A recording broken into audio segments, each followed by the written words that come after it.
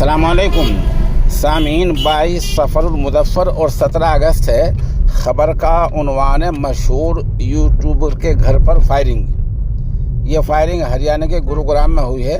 मशहूर यूट्यूब चलाने वाले हैं एलविश यादव। एलविश यादव के मकान पर आज बदमाशों ने कई राउंड फायर की है और फायर गुरुग्राम में हुई है और वो फायरिंग करके मौके से भाग गए हैं। पुलिस मौके पर पहुंच चुकी है। अलबत्ता खबर बोले जाने तक अभी तक मुलजिमों का कोई सुराग नहीं लगा है। मतलब पुलिस की तरफ से कोई बाकायदा बयान इस बारे में नहीं आया है। अलबत्ता कहा जा रहा है कि 12 राउंड फायरिंग हुई है और ये फायरिंग का वाक़या आज सुबह 5 और 6 बजे के दरमियान हुआ है।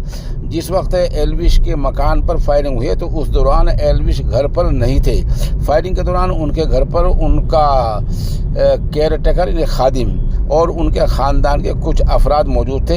इस हादसे को लेकर एलविश यादव या उनके ख़ानदान की तरफ से अभी तक बाकायदा कोई पुलिस को शिकायत भी नहीं दी गई है और इस वाक़ये ने वहाँ पुलिस की सुरक्षा पर, सिक्योरिटी और हिफाजत पर सवाल निशान लगा दिया है।